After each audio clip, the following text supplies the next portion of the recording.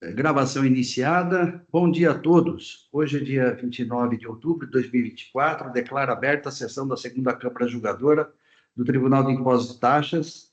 Hoje, na composição da Câmara, o vice-presidente Argos Gregório, Daniela Rodrigues Gonçalves e Flávio Nascimem, além da minha presidência.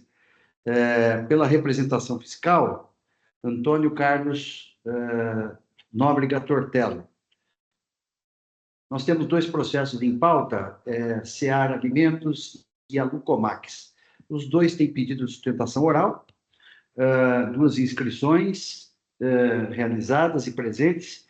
Então, vamos iniciar, então, o processo pelo primeiro da pauta, o AIN 4060991, Seara Alimentos. O relator é o doutor Argos Magno de Paula Gregório. Vai sustentar oralmente o doutor José Rosa. Então, eu passo a palavra ao ilustre relator para que apresente o processo para a Câmara e, em seguida, eu abro a palavra ao ilustre advogado. Doutor Argos, com a palavra. Presidente, bom dia, muito obrigado. Cumprimento a todos desta Câmara, na pessoa do presidente, mas dando as boas-vindas ao doutor Flávio Nascimem, que aqui compõe a nossa Câmara, e é uma alegria muito grande para a gente. Cumprimento a doutora Daniela, cumprimento a representação fiscal em nome do doutor Antônio Carlos Tortello. Cumprimento os nobres advogados que aqui se encontram, o doutor José Rosa, o doutor Alves Feitosa, o doutor Paulo Roberto, enfim, sejam todos muito bem-vindos à nossa Câmara. Dou também os meus cumprimentos ao pessoal que nos dá suporte, especialmente Jailson, Osvaldo e Hélio, e eventualmente aqueles que nos assistem. Presidente, este processo distribuído aqui sob minha relatoria, ele é um processo longo, de mais de 50 mil páginas, e ele é composto de 4 infrações, né? Resumidamente, a primeira infração é falta de estorno, né? No montante ali descrito e no determinado período, né? A segunda infração é de crédito indevido, também nos detalhes ali descritos na infração. A terceira, falta de pagamento de ICMS-ST, e a quarta infração também de crédito indevido. Como eu disse, é um processo muito extenso, com muitos documentos, com muitas argumentações, então acredito que, já sendo da ciência de todos, as infrações aqui descritas na peça exordial, seria mais proveitoso que se passe a palavra aos nobres patronos, presidente, para que eles possam exercer aqui, muito bem exercido, o seu direito à sustentação oral. Portanto, este é o brevíssimo resumo para que possamos ouvir os advogados e que eu fale o menos possível na descrição do processo. Obrigado, doutor Argos. Eu passo, então, a palavra ao doutor José Rosa, ilustre advogado da Seara, para que apresente a sua sustentação oral pelo prazo regimental. Doutor Zé Rosa, com a palavra. Obrigado, eu saúdo o doutor Orivaldo, doutor Argos, doutor Flávio Nascimem, doutora Daniela, o ilustre representante fiscal, doutor Antônio Carlos. Veja, este processo foi de 2015, né? Quase 10 anos atrás. A empresa se sentiu perplexa ao receber esse auto, com 50 mil folhas, não é? Mais perplexa ainda quando percebeu que não havia relatório circunstanciado, não havia índice, e os documentos estavam embaralhados no processo. O auto, com todo respeito, é extremamente confuso, é um verdadeiro quebra-cabeças, porque ele não tem índice e os documentos estão soltos no processo, né? Processo eletrônico, lá no começo era fácil juntar documentos, mas, ora, o relatório circunstanciado não é obrigatório, mas é desejável, né, para organizar o processo. A empresa, no começo, teve muita dificuldade para se defender, para entender. Além disso, folhas 21 a 52, ilegíveis. Interessante. Folhas 57 a 154, folha 159 a 256, em branco, né? A partir de folhas 44, 588, muitos documentos juntados que não se entende o que estão fazendo ali, sem nenhuma relação com o processo, inclusive de empresas estranhas ao processo. A sessão do julgamento mandou para a ilustre agente fiscal autuante para que ela esclarecesse. Ficou um tempo com ela devolveu sem esclarecer nada, não é? Nada foi esclarecido. Tanto que a sessão do julgamento mandou de novo para ela explicar a autuação dela. Ficou um tempo com ela e o que acontece? Ela se aposentou. Daí foi passado para outro agente fiscal de rendas, ficou um tempo com ele, não veio nada de resposta, ele também se aposentou, não é? Até que, finalmente, o processo é passado para a ilustre doutora Maria Alice Formigoni Smolarski, digna, brilhante agente fiscal, auditora fiscal, que hoje, inclusive, também é juíza na Câmara Superior, e ela assumiu a hercúlea tarefa de verificar esse auto de infração, né?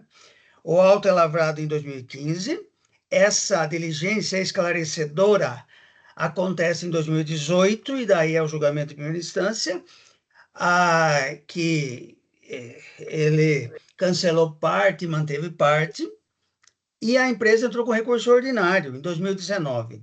Estranhamente, o processo ficou 5 anos parado na representação fiscal. Então, a representação fiscal não fazia as contrarrazões do recurso ordinário. Até que, 5 anos depois, neste ano 2024, a representação resolve mandar de novo em diligência. Diligência que já havia sido feita, e aí, finalmente, ela faz suas contrarrazões, né? Eu digo isso porque um dos argumentos que eu falar, olha, mas aqui está havendo uma cobrança em bis em idem, né? Foi pago de outra maneira. E aí vem aquela clássica resposta. Se você pagou a mais, o auto de infração é outra coisa. Se você pagou a mais, peça de volta. Como pedir de volta depois de 10 anos? Como pedir de volta depois de 5 anos que o processo ficou parado na representação fiscal? É possível? Bom, o item 1 é falta de estorno. Aquelas operações com carne, aquele cálculo enjoado para se chegar ao estorno. Mas aqui eu acho que todos estão de acordo, porque na diligência, doutora Maria Alice refez o DDF do item 1, né? E ela diz, quando devido à venda ao trabalho fiscal, concluo que está incorreto o método de apuração do imposto exigido no item 1 do auto de infração. E ela refaz o DDF, não é? E a decisão da DTJ, ela acata e diz, o próprio fisco reconhece as folhas tais que teria havido equívocos na metodologia utilizada para apurar os valores devidos nesse item do AIM, item 9 da decisão de primeira instância. Uma vez que operações que envolveriam mercadorias e alíquotas diversas contaminariam os cálculos das operações com a carne, objeto das saídas isentas, não é? Então, a doutora Maria Alice refez o DDF e a decisão de primeira instância diz, novo DDF elaborado pelo fisco, cujos valores e metodologias são compartilhados por este órgão de julgamento. Então, a decisão de primeira instância assumiu o novo DDF e a douta representação fiscal acatou, aceitou o novo DDF em folha 51298, no parecer sobre o recurso de ofício, diz a representação fiscal. Item 26. Entendemos como correto o novo DDF, dessa forma concordamos com a decisão referente ao item 1 da unidade de julgamento. O levantamento feito exaustivamente pela empresa, apesar da dificuldade de manusear esse auto aí, que a ilustre prolatora da diligência também teve, a empresa chega no valor um pouco abaixo do que chegou a ilustre doutora Maria Alice, mas a empresa não resolveu refazer o levantamento, que foi muito meticuloso feito por ela. Então, eu diria que, quanto ao item 1, estamos todos de acordo, inclusive a representação fiscal e tal, em seguir um novo DDF feito pela doutora Maria Alice. O item 2 é aquele famoso caso de apuração centralizada. Faltou o quê? O bendito termo no rudifuto, né? Bendito termo no rudifuto. Agora, só que, por faltar esse termo, o fisco cobrou milhões e milhões de imposto, né? De imposto. E aí, na diligência da doutora Maria Alice, ela diz no item 40, aspas, a opção por esse sistema de apuração do ICMS pela autuada era inegavelmente do conhecimento da Cefaz. considerando-se o deferimento do regime especial para esse fim, bem como a indicação expressa dessa circunstância em todas as guias dos estabelecimentos envolvidos nos meses em que houve transferências. Fecha aspas. A decisão de primeira instância acatou essa argumentação. No item 14, decisão de primeira instância, aspas. Dessa forma, já havia o deferimento do regime especial para que a apuração fosse centralizada, bem como a indicação expressa nas guias dos estabelecimentos envolvidos nos meses em que houve as transferências, tendo a autuação se baseada apenas na falta de aposição do termo de opção, né? Não seria razoável invalidar os créditos apropriados em razão de mero descumprimento formal.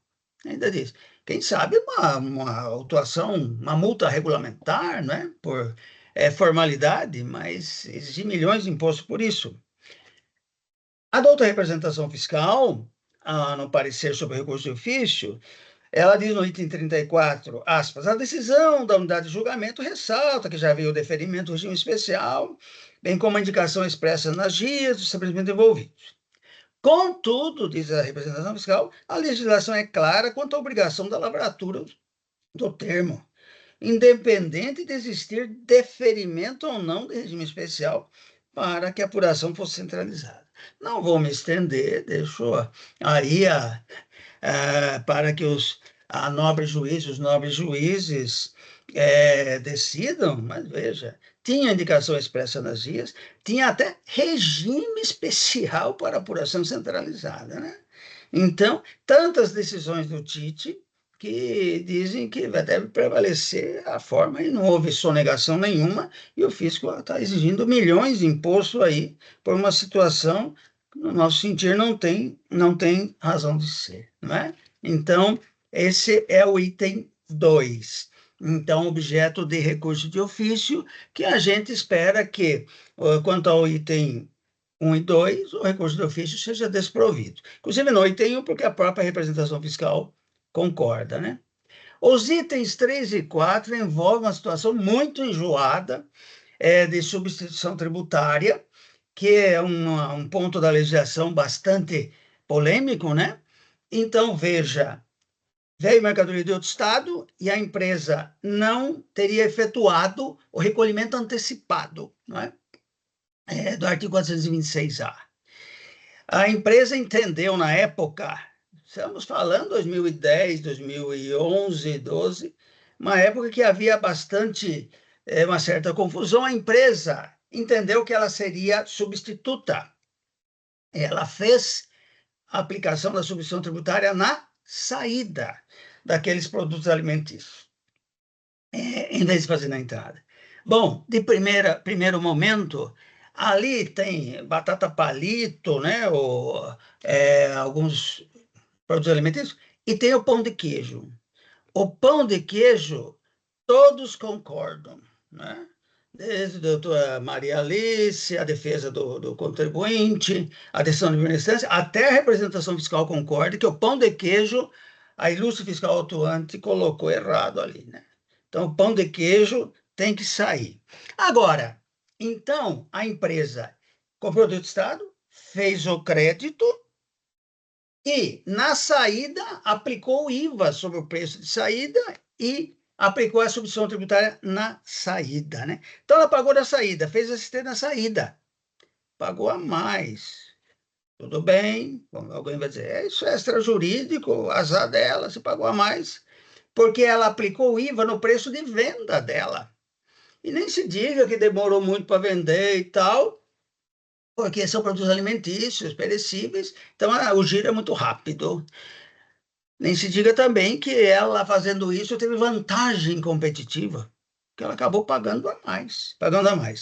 Então, é uma época confusa, a empresa achou que ela era substituta. Se ela fosse substituta, ela não precisava fazer na entrada, faria na saída. Agora, então, uma coisa, outra coisa.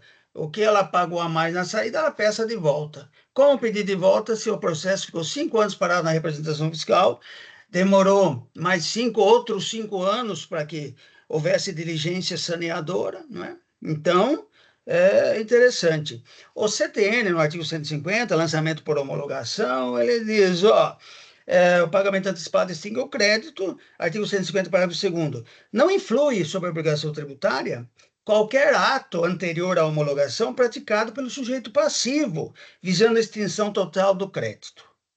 Ah, então, não se misturam. Só que o parágrafo 3º diz, os atos a que se refere o parágrafo anterior serão, porém, considerados na apuração do saldo. Na apuração do saldo, né? Então, veja só, se é a mesma coisa, né? A mesma batata palito, a mesma lasanha, não pagou na entrada, pagou um pouco depois na saída, né? Eu acho que em termos de materialidade, de conformidade fiscal, a gente teria que verificar, checar o confronto disso aí, não é? E aí, veja só, então, só que existem dois argumentos. Então, certamente já alguém pode dizer, José, mas o fato de você pagar errado, não é? Pagar a mais, isso você não pode, a empresa não pode criar um outro regulamento, né? Ela tem que seguir o regulamento. Só que aqui nos itens 3 e 4 tem outro problema sério. Você não consegue entender os valores para poder conferir. Uma iliquidez e incerteza brutal, né? Brutal.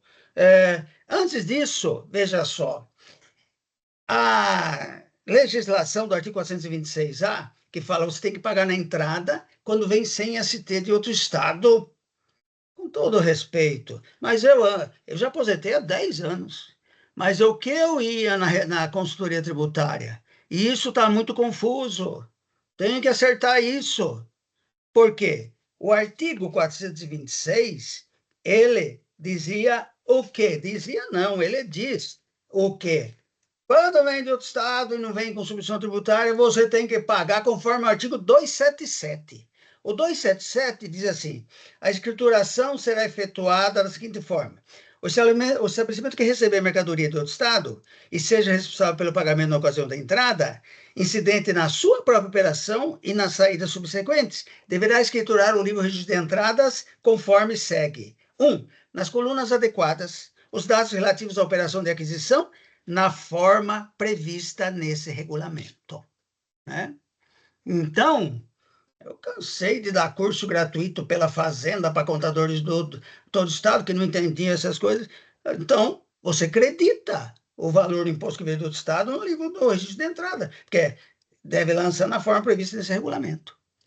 E lá, o artigo 277 dizia, lá na apuração, você faz o débito do total, acreditou o crédito no registro de entrada, débito do total e o crédito da guia. Dessa forma, você zerava, porque o pagamento teria que ser feito por guia especial. Na escrituração, você apenas zerava. Meu Deus, mas quanta confusão, quanta confusão. Até que, finalmente, em 2019, a Fazenda lançou a decisão normativa CAT 2, de 30 de maio de 2019, embora de uma forma incoerente, mas tentando apaziguar a situação e dizendo, olha, não acredite no livro de entrada. Faça débito e crédito do valor da guia na apuração. Agora, não era isso que estava escrito, né? Decisão normativa CAT 2, 2019, né? Então, daí ele mudou, esclareceu, né? Aquele entendimento, aquela confusão danada. Agora, então, a partir de maio, por decisão normativa, você consegue entender o imbróglio do 426A, que manda para o 277, depois o 277 manda de volta para o 426A, uma maluquice ali. Agora, até ali, e na época dos fatos, estava lá, você acredita no livro de entrada, né? Então, com todo respeito, ainda os itens 3 e 4 são interligados, porque um é o falta de pagamento da guia, da ST, e outro é o crédito indevido. Esse crédito devido, com todo respeito, eu digo, ainda que há de argumentando, se possa manter o 3 da cobrança da guia, esse 4 foi lançado estritamente, literalmente, de acordo com o artigo 277. E mais, na saída foi tributado o imposto próprio, não cumulatividade. não como na atividade. Então, o item 4 é muito mais do que dizer pagou errado, peça de volta e pague o alto, né? Com todo respeito, né? Porque está literalmente no artigo 277, inciso 1, lança de acordo com o regulamento, e aí é com crédito. Diferente de quando vem com ST já feita, que aí você entra sem crédito e sai sem débito, né? Então, isso é importante. Agora, e vou pôr finalmente já para dizer o seguinte: eu sei que não basta dizer pagou a mais, houve bis em idem, não é? E realmente foi pago na saída com IVA sobre o valor de venda, não é? Pagou a mais. Ah, prejuízo do contribuinte não pode ser oposto ao Estado nesse sentido tal. Só que tem o segundo argumento importante. Não dá para entender o item 3 e 4 para se defender. E aí, a doutora Maria Alice, ela ficou numa sinuca mesmo na diligência. A representação fiscal, não é? Nas contrarrazões, o que ela fala? Item 36. Com relação ao suposto impeditivo de compreensão dos valores, tomamos emprestada a declaração do fisco, como asseverado as folhas 51, 435 na resposta de diligência. E aí, ela coloca o que a doutora Maria Alice disse. Eu vou dizer alguns trechos para vocês. Observe-se que no quadro 1 do DF, com relação ao item 3, substituição tributária, cada subitem, o valor do ICMS-ST exigido por data da entrada da mercadoria. Às vezes, para a mesma data, há mais de uma nota fiscal, né? E como é que eu vou conferir? Então, olha, aspas. Você pega a relação de notas fiscais de entrada da seguinte forma: doutora Maria Alice falando e a representação fiscal assumindo isso. Isso está nas folhas 51.451, não é? Do processo, 51.451. Você pega a folha 53 a 56, combinado com folhas 155 a 158.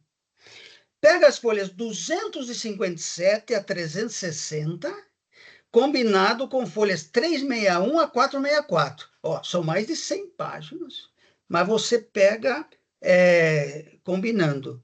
E folhas 465 a 468, com as folhas 469 a 472, e mais, folhas 473 a 476. Ou seja, tinha documento que estava picotado em 3 partes e jogado nos autos assim, de uma forma confusa, para não dizer maluca, né? Então, veja, no item 4, crédito indevido, a diligência falando, o fiscal falando e a representação fiscal tomando emprestado e dizendo, aspas, cada subitem do item 4 indica os valores indevidamente creditados por período de entrada, por período. E como que eu vou saber as notas?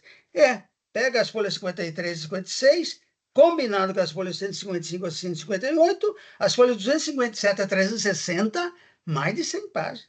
Combinado com as folhas 361 a 464, e as folhas 465, tá combinado com a outra e combinado com outra. Tem coisa que você precisa combinar 3 blocos de folhas ali. Impossível conferir os cálculos, tanto que, nesse caso, nem a doutora Maria Alice conseguiu fazer novo demonstrativo e sugeriu que o contribuinte olhasse dessa maneira. Agora, é o contribuinte que tem que fazer o quebra-cabeças para dar liquidez à exigência, né? Então, repito, item 3 e 4, além do bis in idem, além dela ter se confundido e se entendido que era substituto e pagava na saída, além de ter pago a mais, ok, tem o problema da iliquidez e incerteza que não dá para conferir. E o item 4 do crédito ainda tem mais um terceiro ponto, que é o artigo 277, dizendo para lançar de acordo com o regulamento, ou seja, dizendo para lançar com crédito. E como saiu com débito incontroverso na saída, aí se respeitaria a não cumulatividade, evitando enriquecimento ilícito do Estado. Obrigado pela atenção. Eu cumprimento e parabenizo o Dr. Zé Rosa pela sustentação oral, utilizando exatamente o tempo regimental, de forma muito esclarecedora e apontando objetivamente os pontos mais sensíveis aqui do recurso. Eu passo, então, a palavra ao ilustre relator, Dr. Argos Gregório, para que apresente o seu voto. Dr. Argos, com a palavra. Obrigado, presidente. Quero cumprimentar o Dr. Zé Rosa, na sua eloquência mais que conhecida por todos nós aqui, acaba se transformando quase numa aula, numa exposição absolutamente rica dos detalhes desse processo. Antes mesmo de iniciar a leitura do meu voto, eu vou só relembrar que, inclusive, em algumas sessões passadas, eu sempre faço a advertência de que eu tomo muito cuidado quando da confecção dos meus votos, de não tecer juízos de valores, né? Fiz essa observação algumas sessões atrás, no sentido de que, eventualmente, as minhas percepções pessoais, elas são somente minhas e não necessariamente expressam ali a realidade dos fatos. Nesse sentido, eu vou começar a fazer a leitura. Eu entendo, e também se justifica a eloquência do grande doutor José Rosa, no sentido da insatisfação com relação ao trâmite que me parece que correu este processo, né? Mas, na minha leitura pessoal, com todas as vênias, não há como eu levar em consideração o fato de que demorou 5 anos em determinado departamento, demorou mais 7, ou mais 3, ou mais 4. São questões internas da Fazenda que não me cabe aqui apreciar. Eu posso até, pessoalmente, achar a situação também estranha, posso também ficar descontente com esse tipo de situação, posso até entender que, eventualmente, isso demande algum prejuízo para o contribuinte, no sentido de, como no discurso do Dr. José Rosa, mas então pede o dinheiro de volta, mas como eu vou pedir se passou este ou aquele período? Mas, efetivamente, eu entendo que não me cabe aqui apreciar esse tipo de questão, seja uma questão interna da Fazenda, seja uma questão que envolva juízos de valor. Nesse sentido, ainda que eu seja sensível a esse tipo de argumento, eu não posso levá-lo em consideração. E uma segunda observação, antes da leitura do meu voto, é que, feliz ou infelizmente, o nosso processo ele traz limites, né, quanto à minha decisão. Não por poucas vezes, mas por muitas vezes, eu vejo a Câmara Superior reformando decisões, não só minhas, mas como de outros colegas, por considerá-la extra petita. Então, eu já anuncio aqui que o meu voto se ateve aos termos do recurso ordinário. E eu digo isso porque eu percebo um sem número de outros argumentos riquíssimos e importantes trazidos e evidenciados pelo Dr. José Rosa, mas que, quando da leitura do recurso, eles não estão ali diretamente ou eles não estão ali.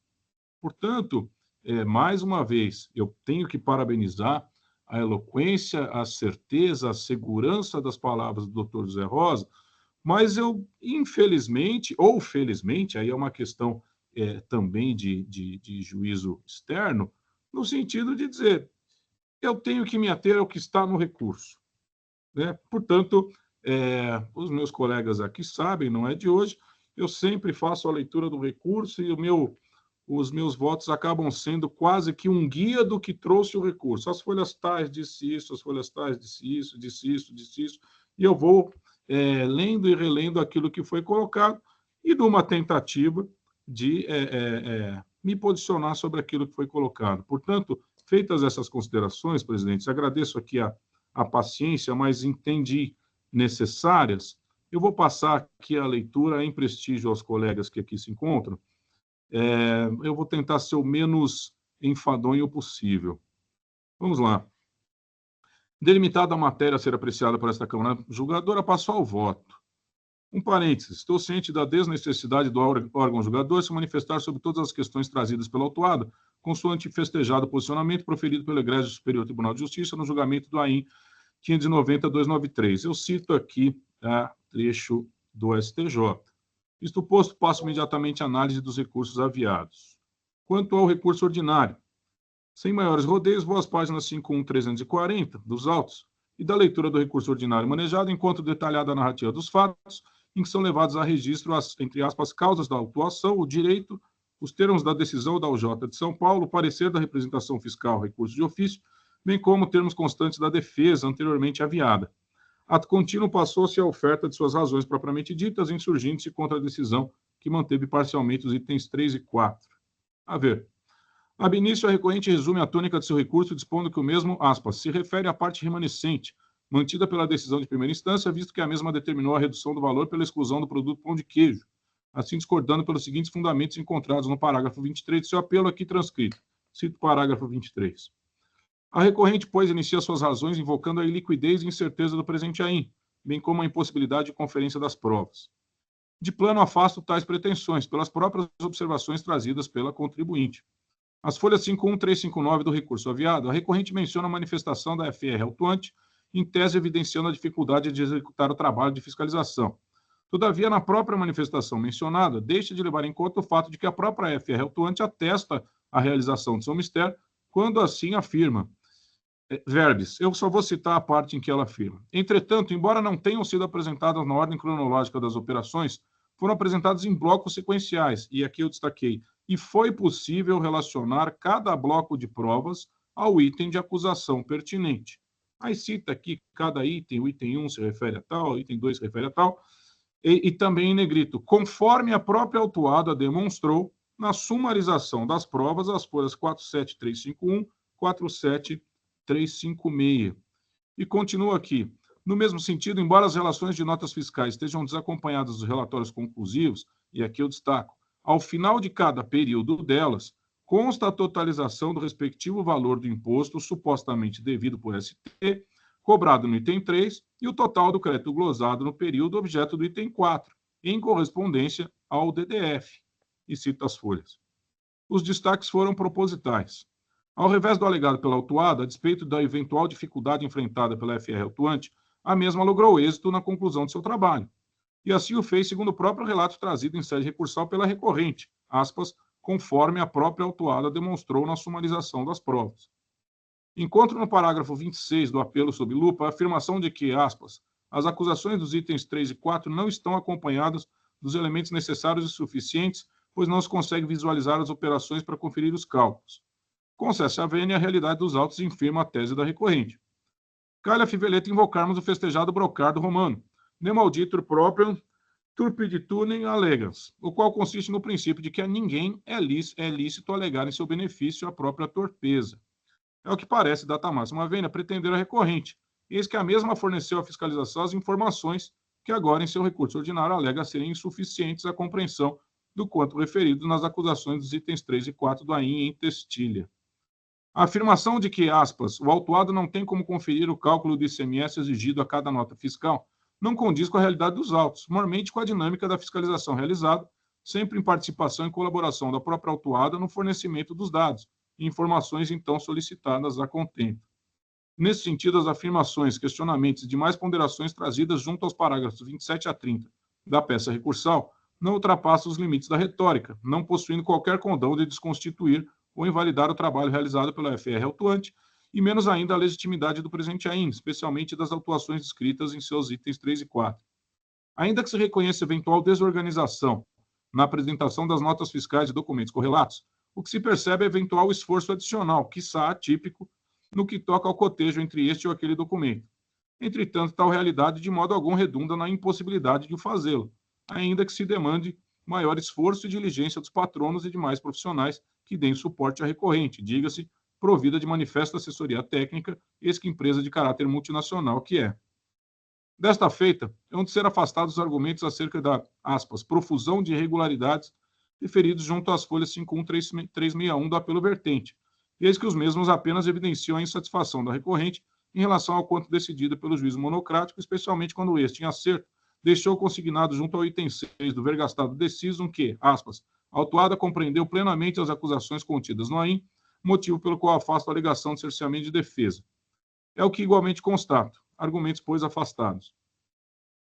Em sequência, a recorrente tece considerações acerca da, aspas, suposta juntada extemporânea de provas pelo contribuinte, frase supostamente extraída do parecer da representação fiscal, item 40 do recurso ordinário.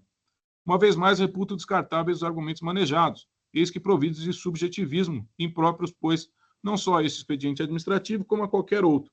Destaque pontualmente o trecho a que me refiro, eu vou ler. Tudo embaralhado, amontoado e em balbúrdia, resultando em entendimento impossível. Ao que se deduz, o procedimento fiscal foi intencional. Criou dificuldades que nem o mesmo conseguiu resolver quando da diligência que lhe foi dirigida.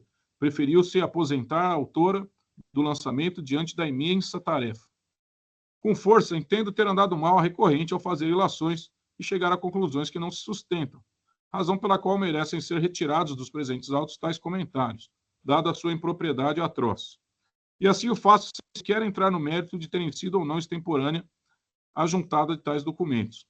Merece prestígio, pois, o pleito formulado pela representação fiscal às folhas 51447 e seu bem elaborado parecer em contrarrazões, qual seja a aplicação do parágrafo único do artigo 80 do decreto 54486/2009, devendo ser riscadas dos presentes autos as menções descabidas e desrespeitosas, não só ao FR autuante, mas a esse expediente administrativo em si mesmo. Prossigo. Não é de hoje que entendo deva ser prestigiado o princípio da verdade real, verdadeira garantia do contribuinte na busca de comprovar o seu direito, como legitimação do exercício da ampla defesa e do contraditório. Contudo, nesses autos, entendo que os argumentos acima por mim mencionados não se prestam sequer a ser conhecidos, menos ainda a serem acatados, eis que não representam de modo algum qualquer atentado ao exercício de ampla defesa e ao contraditório, como quer fazer parecer a recorrente. Na mesma esteira, em sede de contrarrazões, a representação fiscal conclui no mesmo sentido quando afirma seus itens 15 e 16, quando transcrito. Eu vou ler. Observa-se de forma clara que o direito do contribuinte, no que se refere à ampla defesa e contraditório, foi respeitado e estimulado, na medida em que lhe foi possibilitado demonstrar sua situação de direito, bem como seu entendimento dos fatos. E da análise das próprias peças defensivas juntadas pela recorrente, é de fácil apreensão que houve entendimento do quanto aduzido pelo relato inaugural do AIM. Fecho aspas. É a realidade inafastável com a qual me deparo. Argumentos, pois, afastados. Abra um parênteses acerca da mencionada extemporaneidade dos documentos apresentados. A despeito da relevante argumentação acerca da extemporaneidade dos documentos juntados pela recorrente ao longo do presente processo, deixo desde já cravado minha discordância com todas as vênias de estilo ao quanto exposto pela representação fiscal em seu parecer, em defesa da correta aplicação do artigo 19 da Lei 13.457, negando qualquer possibilidade de interpretação da letra fria da lei ou mesmo de alargamento de seu alcance. Por óbvio que a postura da representação fiscal é mais que correta, porém, a meu sentir, demasiadamente legalista. Isso porque, como é de sabência geral, a interpretação literal da lei é sempre a menos rica, perdendo espaço de há muito em uníssono à interpretação sistemática. No caso desta última, entendo deveras necessária a interpretação da letra da lei dar-se em conjunto com a boa doutrina e jurisprudência, as quais, como já dito, prestigiam os princípios da ampla defesa do contraditório. Em se tratando de juntado de provas, acrescente-se a máxima da busca da verdade real ao processo. Da mescla entre a lei, a preservação das garantias constitucionais do contraditório e da ampla defesa, e, finalmente, a busca pela verdade dos fatos, também chamada de verdade real, entendo que os documentos acostados pela recorrente devam ser considerados para o deslinde do presente feito. Porém, em concreto, extraio que tais documentos, ainda que sejam considerados juntados a destempo, foram não só considerados, como também destinados à apreciação do AFR autuante, quando da determinação de diligência ao mesmo para o seu exame e considerações. Tal realidade é retratada com precisão pela representação fiscal, quando as folhas 51450, junto aos itens 30 e 31 de seu parecer, assim pronunciou. Eu vou ler. Como se é observado, o contribuinte foi notificado à lavratura do auto de infração em 27 de 5 de 2015, apresentando sua defesa em 26 de 6 de 2015, folhas 47341. Nada obstante, realizou a juntada de infindáveis petições de documentos, em diante, folhas 47 e 419, os quais entendemos que deveriam ter sido desconsiderados. Nada obstante, ainda que não concordemos, o processo foi convertido em diligência para que houvesse manifestação do fisco a respeito das petições, conforme folhas 50 a 930. Encaminha aos autos do FR autuante, solicitando em colaboração a gentileza de se manifestar conclusivamente sobre os documentos juntados às folhas 47.420 e 50.929. Fecho aspas. Tal fato per se torna manifestamente esquálidos os argumentos manejados pela recorrente, eis que seus documentos foram não só aceitos, como também apreciados pelo autor do feito e igualmente levados em consideração quando da aprovação da decisão de piso. Não bastasse, aponto deveras importante a manifestação da lava da representação fiscal dada às folhas 51381, quando, através do parecer número tal, remete os autos ao autor do feito para que o mesmo, em colaboração, teça suas considerações não só acerca dos documentos constantes dos autos, como também sobre os argumentos burilados pela recorrente, em especial aqueles, aspas, acerca da liquidez dos valores envolvidos nos comprovantes e demonstrativos de que faz uso para firmar o trabalho. Fecho aspas. Observe-se que a diligência foi cumprida às folhas 51434, trazendo seu bojo conclusões taxativas, munidas de explicações, inclusive com tabelas e demais observações. Todo esse trâmite se deu, registre-se, antes do oferecimento das contrarrazões da própria representação fiscal, o que denota total zelo e cuidado em relação aos argumentos acerca de eventuais atentados à ampla defesa e ao contraditório. Ademais, como bem observado junto ao item 37, encontrado nas folhas 51452, aspas, antes mesmo da resposta de diligência, a recorrente demonstrou ter tomado conhecimento da conversão e utilizou-se de mais uma de suas diversas petições por exercício de seus protestos, na mais plena manifestação no contraditório que esteve ao seu alcance durante todo o processo. Esta é a realidade que se impõe, o substrato sobre o qual me debruço. Em face do dado contexto processual observado, bem como da realidade fática representada no presente expediente administrativo, reputo imprestáveis os argumentos acerca de eventual violação de qualquer direito da recorrente, em decorrência de suposta extemporaneidade atribuída aos elementos de prova por ela acostados aos presentes autos. Por definitivo, não é o que se verifica. O não acolhimento de tais razões é a medida que se impõe. Parênteses fechado, passo, pois, a análise do quanto suscitado junto ao capítulo intitulado da ilegitimidade dos itens 3 e 4, riscados às folhas 51364 e seguintes. Como razões, junto aos itens 48 e 49, encontrados às folhas 51364 do seu recurso ordinário, a recorrente reafirma o quanto trazido em sede de defesa. Faz menção a parecer igualmente trazido enquanto adendo da mesma, juntado às folhas 50985 a 50995, reproduzindo agora como integrante de suas razões de recurso, isso entre aspas. Entendeu a recorrente que o parecer trazido aos autos, aspas, corrobora as razões jurídicas da empresa, manifestadas desde o início do processo, consoante afirmado as folhas 51371 desses autos. Na mesma linha, repete a recorrente parte das razões anteriormente apresentadas em sede monocrática, transcrevendo os itens 28 a 47 para, finalmente, ao se desculpar pela extensão de seus argumentos, clamar pelo total acolhimento e provimento de seu instrumento recursal. A esse respeito, pessoalmente entendo que revisitar ipsis literis os argumentos manejados em sede de defesa é a opção que enfraquece as razões recursais da recorrente, quem, a meu ver, deveria se opor ao quanto decidido sobre tais argumentos, já submetidos ao escrutínio em primeiro grau. Em concreto, anoto não existir qualquer articulação, acréscimo ou mesmo modificação do quanto afirmado em sede de defesa, mas tão somente a cópia literal, através da transcrição do quanto já argumentado.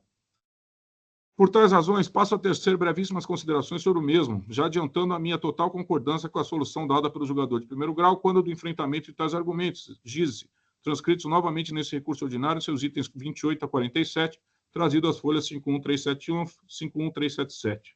A ver, dos itens 28 a 31, a recorrente apresenta particularidades da acusação e defende, em síntese, a exclusão do produto massa de pão de queijo, por este fora da incidência do ICMS-ST. A esse respeito, tomam emprestadas as lúcidas considerações da representação fiscal encontradas junto aos itens 32 a 35 de seu parecer, folha 51450, cujo teor abaixo transcrito incorporo como se minhas razões de decidir fossem. A conferir. Eu cito aqui a parte exposta pela representação fiscal.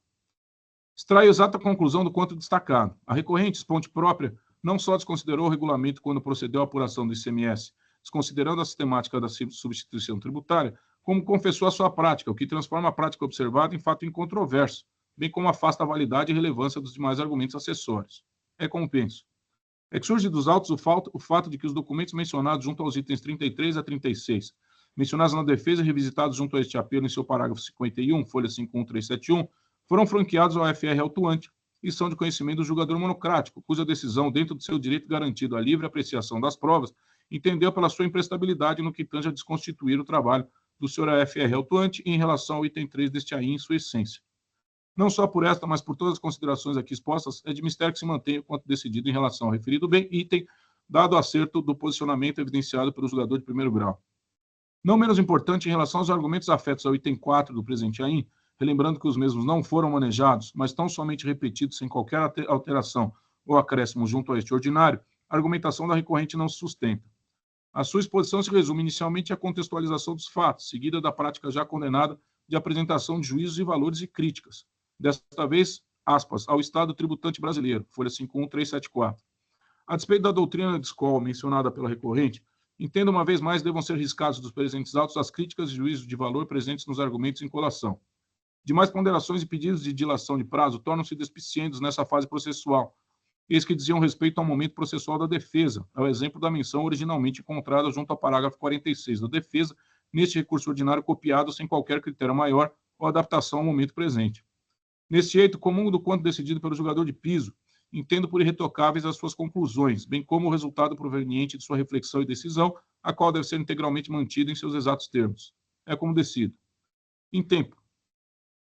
O presente expediente administrativo tem origem em defesa apresentada contra o lançamento de crédito tributário, que inclui fatos anteriores a 1º de novembro de 2017, portanto, sobre tais valores incididos os juros fixados na Lei 13.918 de 2009. Depreendo da leitura do DDF de folha 6 a 20 que os fatos geradores constantes do presente AIM, cito as datas, se deram antes da vigência da Lei Estadual 16.497, razão pela qual deve ser aplicada ao quanto exigido a Selic, diga-se mandatória a partir de 1/11 de 2017, nos modos do artigo 7 do Decreto Bandeirante 62761, de 2017. Isso posto quanto à taxa de juros, por força da revisão da súmula 10 desse Tribunal de Impostos e Taxas, dada aos 9/6/22, a taxa de juros de mora para os créditos tributários paulistas ficou limitada a incidente na cobrança dos tributos federais, qual seja a Selic. Cito a súmula 10. Dado o caráter vinculante das súmulas editadas por esse Tribunal de Impostos e Taxas, no que respeita a todos os seus órgãos de julgamento, conforme expressamente disposto no artigo 52 da Lei 13.457, resta pacífico que a taxa de juros de mora decorrendo do crédito tributário lançado no AIM inicial não pode exceder a taxa Selic incidente nos tributos federais. São merecedoras de acato, pois, as diligentes ponderações feitas pela representação fiscal junto à sua petição trazida oportunamente em momento imediatamente anterior ao presente julgamento, dado as folhas 5.570 e 5.571. É imperiosa a limitação dos juros incidentes no crédito tributário lançado neste AIM 40.60991 à taxa Selic. Diante do exposto de tudo o quanto dos autos se verifica, conheço parcialmente do recurso ordinário. E quanto à parte conhecida, dou-lhe parcial provimento com a finalidade exclusiva de se aplicar a súmula 10 deste egresso Tribunal de Impostos e Taxas para limitar os juros incidentes no crédito tributário lançado no AIM à taxa Selic, incidente nos tributos federais. Quanto ao recurso de ofício, ab início destaca os termos encontrados às folhas 51289 das razões e recursos de ofício aviados pela representação fiscal. Cito aqui trechos. De plano, permissão máxima vênia, divirjo do posicionamento externado em relação à juntada de provas, nos termos em que já me manifestei quando da apreciação do recurso ordinário da recorrente, razão pela qual, evitando repetições desnecessárias, deixo de acrescentar maiores comentários relevantes, tecendo apenas alguns meteóricos pontos que julgo oportunos. Como lá me posicionei nesta decisão, a despeito do momento processual em que tais documentos tenham sido trazidos aos autos, o teor dos mesmos foi apreciado pelo AFR autuante, como novamente observado pela representação fiscal, dessa vez junto aos itens 18 e 24 a 26 do seu parecer de recurso de ofício, cujo teor abaixo se transcreve. Transcrevo essas observações da representação fiscal. Da manifestação da representação fiscal acima transcrita, extrai a concordância em relação ao quanto decidido, o que dispensa maiores comentários.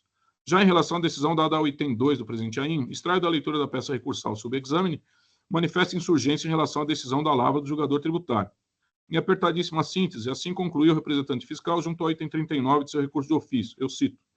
Verifica-se que se a autuada pretendia utilizar tal apuração, deveria ter firmado a opção em seu rúdifto e tal opção em nenhum momento foi juntada ao presente processo, estando correta a exigência do item 1.2 do AIM. A despeito do entendimento apresentado, bem como da jurisprudência administrativa trazida à colação, entendo pelo acerto do quanto decidido pelo julgador de primeiro grau, que se amparou não só igualmente em jurisprudência desta Corte de Impostos e Taxas, com as quais data vênia mais me identifico, como também, no fato de que o próprio AFR autuante, responsável pela manifestação fiscal, discordou da lavratura do item aqui em debate, e 2, no cabimento da aplicação de multa regulamentar relativa à irregularidade na escrituração fiscal. Deste consignado que comungo de tal entendimento. Oportuno que se transcrevam os itens 12 a 14 do R. Decisum, para que seja do seu teor incorporado as minhas razões de decidir, dada a sua correção. Cito aqui esses itens. Já em relação aos itens 3 e 4 analisados conjuntamente sede singular, entendo pelo acerto do quanto decidido pelas razões já expostas nessa decisão. Agiu com acerto do julgador de piso a excluir dos itens 3 e 4 todas as operações relativas ao item pão de queijo congelado. A esse respeito, aponto a concordância da representação fiscal igualmente com o quanto decidido, junto à decisão combatida, esta encontrada no item 41 de seu parecer, as folhas 51302, a qual dispensa maiores enfrentamentos. Diante do exposto, e de tudo quanto dos autos se verifica, conheço parcialmente do recurso ordinário, e quanto à parte conhecida, dou-lhe parcial provimento, com a finalidade exclusiva de se aplicar a súmula 10 deste egresso Tribunal de Impostos e Taxas para limitar os juros incidentes do crédito tributário lançado no AIN a taxa Selic, incidente nos tributos federais. Conheço do recurso de ofício para negar-lhe provimento. É como voto que ora submeto ao crivo de meus pares. Então, senhores, este é o voto. Agradeço a paciência de todos, peço desculpas, mas entendo que o prestígio aos colegas que aqui se encontram me fez aqui quase que obrigatória a leitura completa do voto. Esse é o voto, presidente. Cumprimento o ilustre relator, doutor Arcos Gregório, pelo voto. Um trabalho aqui de fôlego, né? Um processo longo, com muitos detalhes e com complexidades aqui que foram bem enfrentadas aqui pelo voto, né? O processo, então, está em discussão.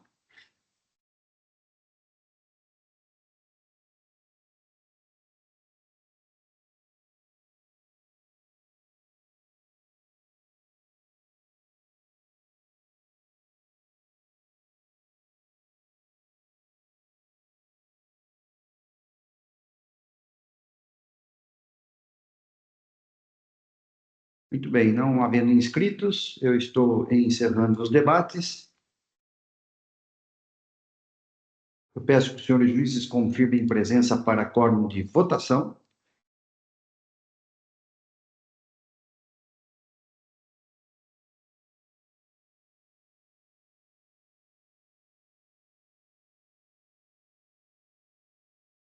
Todos confirmados, processo em votação.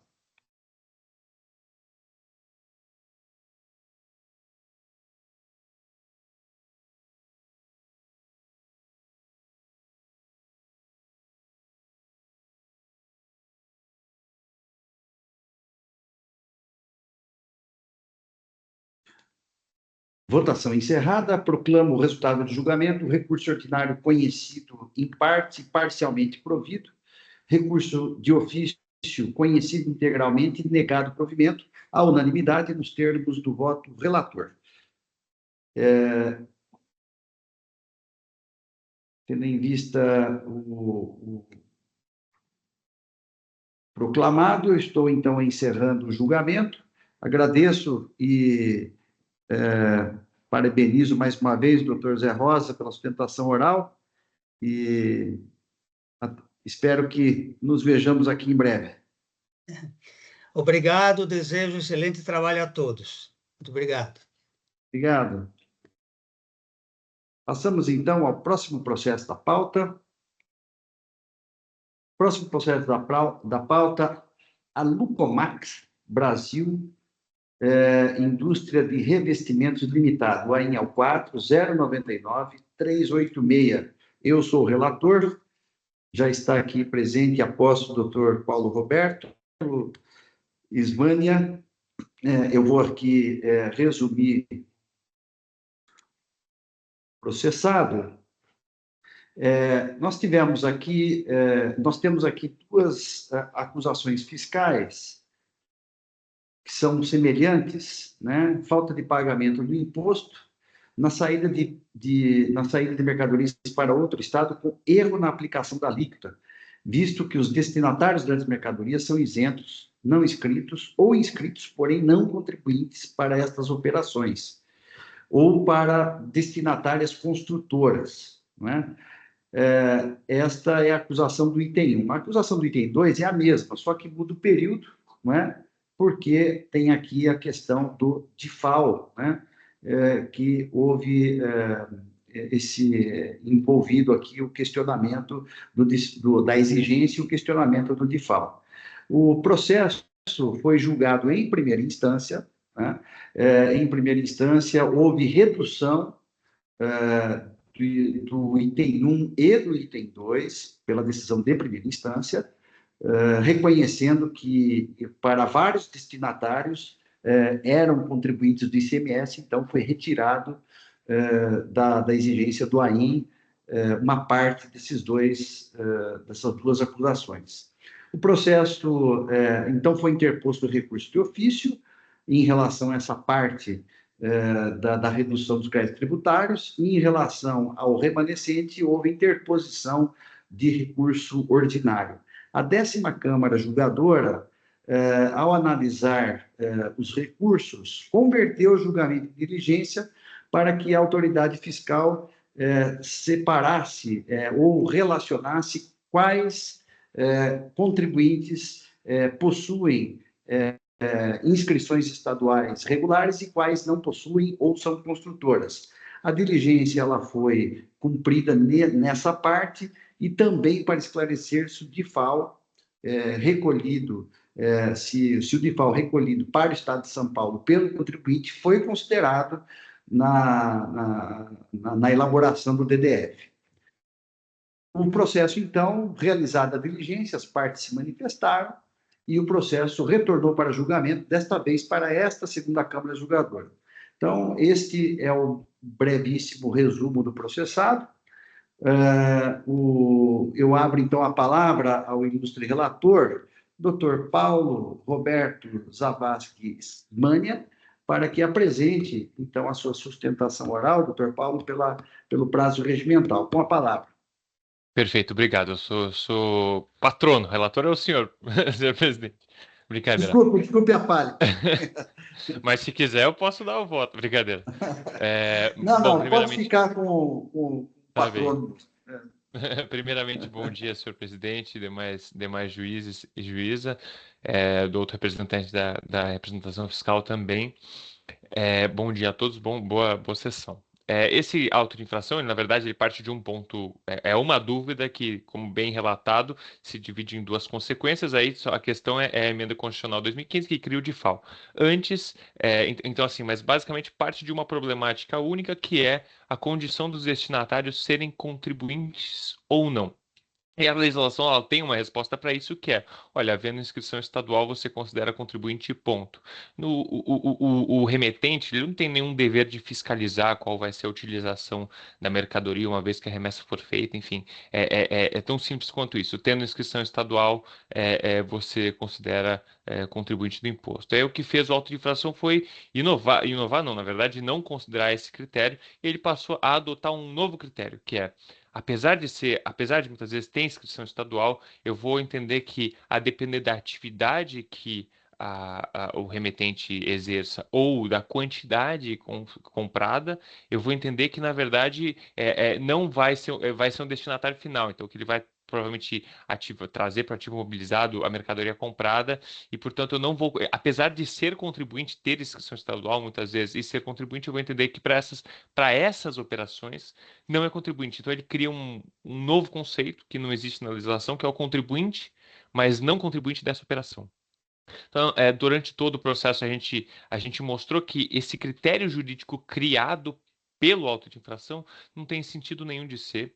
E aí, desde a primeira instância, a gente vem mostrando diversas situações em que esse critério adotado se mostrou incorreto. E aí, em primeira instância, houve uma redução relativamente significante do auto de infração. Em segunda instância, e eu queria destacar bastante a determinação de diligência, porque quando foi julgado pela primeira vez na 10ª Câmara, o conselheiro foi o Rubens de Oliveira, e ele foi muito enfático em mostrar que realmente o critério adotado pela auto-infração não tinha sentido nenhum. Eu vou... peço licença para ler um trecho dele, em que ele diz assim: nesse processo, a acusação fiscal analisa os quinais dos estabelecimentos inscritos para determinar sua condição de destinatário. Tal análise subjetiva é subjetiva e não pode ser exigida do contribuinte paulista que a cada operação interestadual para destinatários inscritos, aplique critérios não previstos na legislação tributária para determinação da condição de contribuinte. Percebe-se que, ao analisar apenas os quinais principais, a acusação fiscal presumiu que o estabelecimento não seria contribuinte, o que é manifestamente equivocado. Então, assim, a gente está falando de um auto de infração que parte que cria um critério equivocado. E, assim, mais que isso, eu vou tentar usar aqui um recurso tecnológico para, mais do que fazer minhas palavras, reproduzir um pouco. Eu não sei se os senhores conseguem ver a minha tela. Conseguem? Sim. Perfeito. Vou só é assim, porque é muito marcante para mim o quão enfático o relator foi. Opa, vamos ver. Conseguem ouvir? Não estamos ouvindo o áudio aqui do. Tá. Então, bom, se não conseguem ouvir, aí não vai dar certo.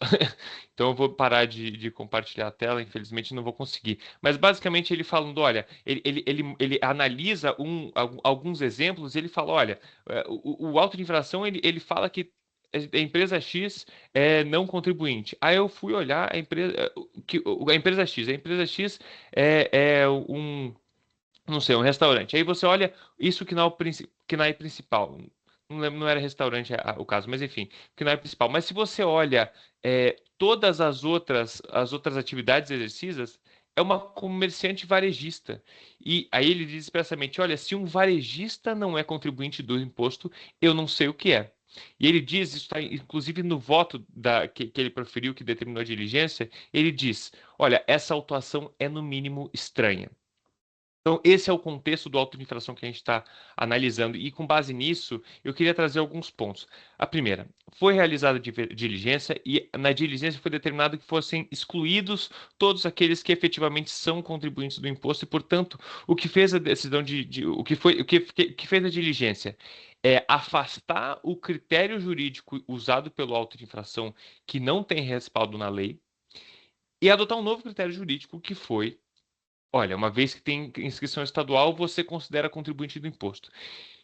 Vejam que é uma mudança completa. É assim, é um novo auto de infração. O auto de infração ele tem um problema de subsunção, que é qual que é a aplicação da regra ao caso concreto. Ele entende que a regra diz que, a depender da atividade e da quantidade comprada, eu vou entender a condição de contribuinte. Só que essa não é a regra. A regra é, tendo inscrição estadual, você é contribuinte. Então, percebam que o auto de infração ele incorre num erro de subsunção. Ele não entende a regra e, portanto, ele aplica de forma equivocada. O que fez a diligência foi corrigir a subsunção feita pelo auto de infração. Então, o primeiro ponto que eu gostaria de trazer é que, assim, a diligência, de fato, corrigiu o auto de infração. Minha primeira pergunta é: os julgadores, aqui agora no processo administrativo, qual é a função dele? É corrigir um critério jurídico, não se trata só de um erro de cálculo.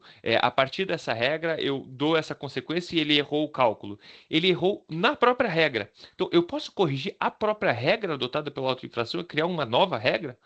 Minha interpretação é de que não pode. Então, esse é o meu primeiro ponto. A diligência ela foi feita e, na minha percepção, veio para refazer, mudar a subsunção, o aspecto mais básico do auto de infração, e isso, para mim, na minha percepção, não poderia ser feito. Primeiro ponto. Segundo ponto de fato, a diligência corrigiu o auto de infração. Quer dizer, fez com que aqueles contribuintes que tivessem inscrição estadual fossem afastados. Então, se ultrapassado esse primeiro problema de, olha, na minha percepção, o auto de infração não pode ser corrigido porque ele foi corrigido no aspecto primeiro dele, passando esse aspecto, de fato a diligência corrigiu. Afastou os contribuintes que têm inscrição estadual, que são contribuintes conforme a lei. Então, adotando o critério da lei, a diligência corrigiu o auto de infração. Então, se for entendido que o auto de infração pode ser corrigido, então a diligência veio para bem. Apenas, e aí eu gostaria de destacar, existe um pequeno erro de cálculo na apuração da multa, que é, na verdade, uma consequência da diligência, porque a diligência implicou a redução do principal, na medida que afastou alguns destinatários. Só que a multa foi mantida com base naquele valor original do auto de infração. Então, você tem a redução do principal, mas provavelmente a pessoa, o fiscal que fez a diligência esqueceu de fazer a respectiva redução da multa. Então, fica a multa de 50% sobre um principal que já foi cancelado. Então, o correto seria você proporcionalizar, reduz principal, reduz multa. Então, a diligência, se for entendido que a diligência pode corrigir o auto de infração, então a diligência veio para bem, só tem que ser corrigida em relação à multa. E, por fim, minha última observação é em relação à manifestação da representação fiscal. Porque, na minha percepção, tem dois grandes problemas. O primeiro problema é a representação fiscal concorda com o resultado da diligência, falando, não, de fato, existem contribuintes que deveriam ser, destinatários que deveriam ser afastados. Portanto, ela concorda que o auto de infração continha erros, porque adotou esse critério de quantidade consumida e atividade exercida. Só que ele pede, olha, tudo bem, a diligência corrigiu a autoinfração, alguns destinatários realmente têm que ser afastados, mas eu entendo que esses tantos aqui, foi listado, esses tantos aqui devem retornar porque não tem como atividade, porque pela atividade eu vou entender que é um destinatário final. E vejam que aqui existe uma contradição, porque volta-se ao mesmo erro do auto de infração. Novamente, afasta-se a ideia de ter inscrição estadual é contribuinte e volta-se a ideia de que eu tenho que fazer uma análise da atividade exercida. E aqui volto a insistir na manifestação já muito enfática que eu queria ter trazido para os senhores, que é a posição manifestada pelo relator Rubens, que é representante do Fisco, que falou que é um critério extremamente subjetivo, que não tem previsão legal e que, portanto, está manifestamente equivocado. Isso está nas folhas 3.671 e 3.672. Então, o que pretende a representação fiscal é retornar, em alguma medida, a esse critério equivocado. Isso não pode ser aceito. Então, tanto porque implica uma contradição, que aceita a retificação, mas tenta voltar alguns com base nesse mesmo critério que ele aceitou, quanto o segundo ponto, que não foi apresentado qual seria o dispositivo legal que fundamentaria esse retorno, ou essa permissão de que a partir da atividade eu dependesse a condição de contribuinte. Então, seria muito importante, assim, que no mínimo fosse apresentado qual o fundamento jurídico, qual a lei, qual o artigo que impõe, que diga que, olha, a depender da atividade, mesmo tendo inscrição estadual, eu vou considerar não contribuinte. Essa regra existe para uma só, que é o caso das construtoras, não para todas as outras situações que a representação fiscal, com todo respeito, lógico, tenta retornar. Então, em resumo, são quatro os meus argumentos. O primeiro, a diligência, de fato, corrigiu o auto de infração, aproximando o critério do auto de infração que estava errado da lei. A grande questão é que isso não poderia ser feito, porque, como eu dito, o problema do auto de infração foi exatamente o critério que ele adotou. Trata-se de um problema de subsunção, é a parte principal do auto de infração. Esse é o primeiro ponto. O segundo ponto é que, olha, então, ainda que se superado o primeiro, a diligência deve ser mantida porque, de fato, corrigiu o auto de infração. O terceiro ponto é apenas se atentar para a questão da multa, que precisa ser adequada, uma vez que o principal abaixo foi reduzido, a multa também deveria ser reduzida. E o quarto ponto é essa tentativa de reestabelecimento parcial do auto de infração com base na mesma análise subjetiva que a decisão, já que determinou a diligência, falou ser inadequada porque subjetiva, porque não prevista na lei e manifestamente equivocada. Essas eram as minhas considerações. Eu fico à disposição dos senhores e da senhora para o que for necessário. Muito obrigado. Cumprimento e parabenizo o doutor Paulo Roberto Zavascki Ismania pela sustentação oral. Colocou muito bem aí os 4 pontos principais aí da sua defesa, esclarecendo aí, porque é um processo que tem particularidades e uma certa complexidade, não é? Apesar de serem só 2 acusações fiscais. Então, doutor Paulo, muito objetivo e muito claro com relação a essa questão da delimitação já feita pela 10ª Câmara a respeito do critério, né, para a identificação do contribuinte ou não contribuinte, né? Isso aí ficou bem claro aqui para todos nós, eu acredito. Mas eu queria só fazer só um parênteses antes de começar o meu voto, né? Veja, nós estamos aqui no processo administrativo de controle de qualidade e de legalidade, né? E, de fato, a decisão de primeira instância corrigiu vários equívocos, né? Ainda mais houve a diligência, né? A diligência também avançou ainda mais nessa questão nessas questões colocadas pelo Dr. Paulo, né?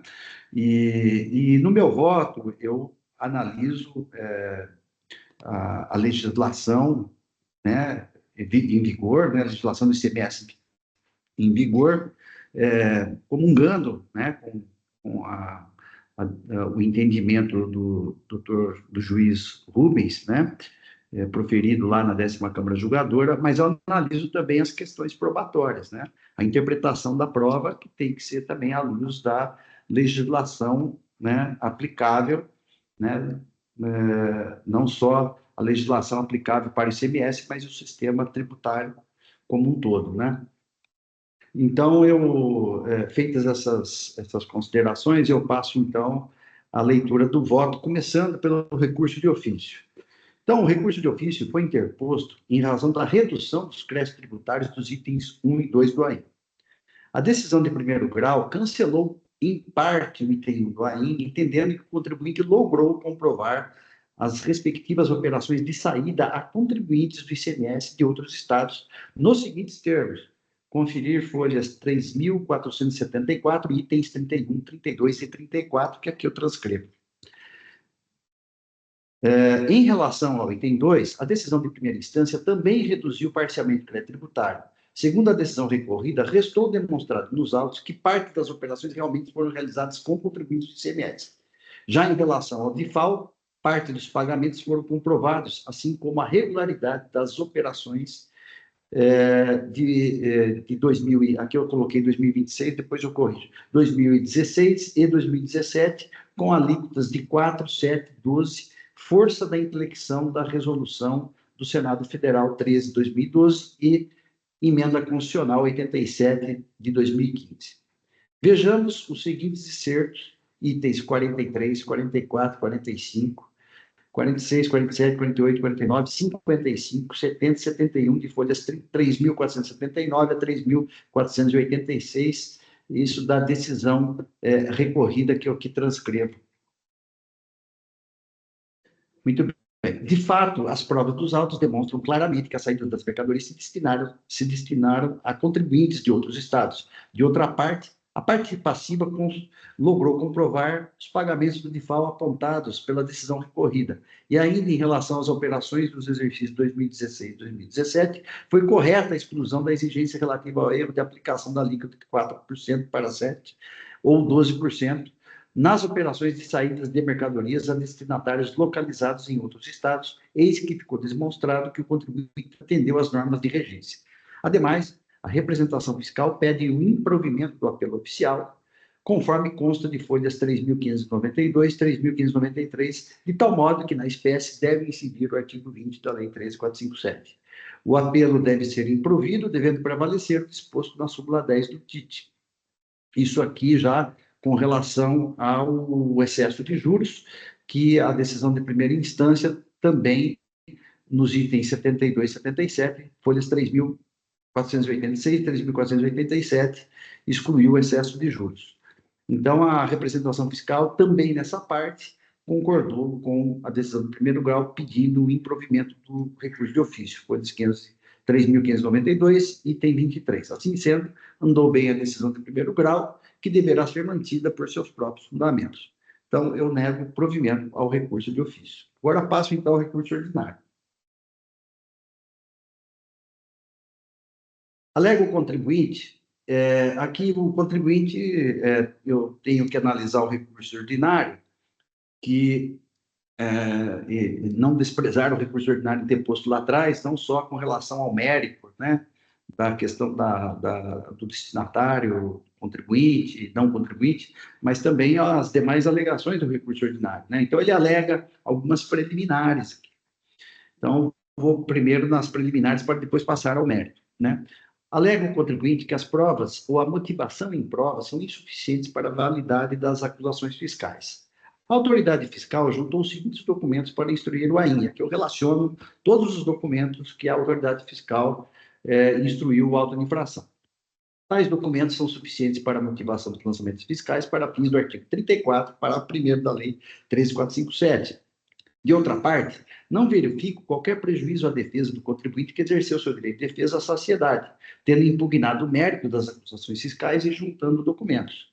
A irresignação do contribuinte foi acolhida em parte pela decisão do primeiro grau. Não obstante, o recurso ordinário ensejou a diligência determinada pela 10ª Câmara Julgadora, da qual a parte passiva concordou pelas petições de folhas 4.077 a 4.081 e 4.084 a 4.086, impugnando apenas o recálculo da multa.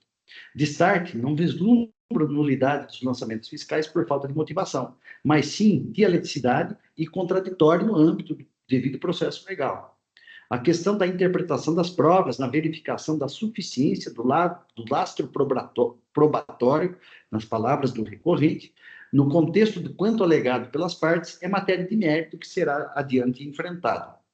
Quanto ao vício de acusação de sua fundamentação, entre aspas, entre parênteses, incoerência interna da auto-infração em relação ao item 2, não merece acolhimento. Efetivamente, conforme bem observado pela decisão recorrida, o fisco exige, abre aspas, a diferença entre o imposto destacado e o imposto interestadual somado à parcela diferencial de alíquota, nos termos da emenda constitucional 87, em razão de o contribuinte ter emitido notas fiscais eletrônicas na saída das mercadorias para outros estados com erro na aplicação de alíquota, uma vez que os destinatários são isentos, não inscritos, porém, não contribuintes para estas operações, pois as mercadorias adquiridas não têm relação direta com as atividades da empresa, destinando-se a seu ativo imobilizado ou a construtoras. Folhas 3.476, item 35. Fecho aspas. A decisão de primeiro grau e a diligência fiscal, que o recorrente concorda, corrigiram todas as exigências legais de acordo com as alegações da parte passiva, corroboradas pelos documentos juntados aos autos. Com efeito, a questão ficou prejudicada, dado que a acusação fiscal está em consonância com a fundamentação legal indicada no AIN, infração aos artigos tais, que eu repito aqui, aqueles artigos mencionados no auto de infração. Rejeito as preliminares alegadas. Passo, então, ao mérito dos itens 1 e 2 do AIN, né, numa análise de conjunto. A acusação fiscal do item 1 é de falta de pagamento de imposto por emissão de notas fiscais para outros estados, com erro na aplicação da alíquota, uma vez que os destinatários das mercadorias são isentos, não inscritos, porém não contribuintes para essas operações, dados que as mercadorias vendidas não têm relação direta com as atividades da empresa, destinando-se ao ativo imobilizado. A acusação fiscal do item 2 é praticamente igual, alterando apenas o período, né, 2016-2017, né, que teria sido em desacordo com a Resolução 13 de 2012 do Senado Federal e com a Emenda 87 de 2015. Em suma, ambos os lançamentos fiscais têm como motivação a remessa de mercadorias a não contribuintes do ICMS. A decisão do primeiro grau acolheu em parte os argumentos da defesa do contribuinte e reduziu os itens 1 e 2 do AIN, conforme já descrito no tópico anterior na apreciação do recurso de ofício. Com relação ao remanescente, o contribuinte interpôs recurso ordinário às folhas 3.597 a 3.533, a 3.633 dos autos alegando em síntese ausência de suporte probatório para motivar as acusações fiscais. Vício de motivação do lançamento, tanto que a representação fiscal afirma em suas razões de recurso de ofício a necessidade de conversão do julgamento em diligência para aperfeiçoar o lançamento fiscal. Insuficiência do lastro probatório. Todas essas questões já enfrentadas anteriormente. Que o contribuinte apresentou duplamente as provas do alegado, incoerência interna da auto de infração, referente aos anos 2016 e 2017, e que no período de 2013 a 2015, as remessas interestaduais efetivamente foram para revendedores contribuintes do ICMS.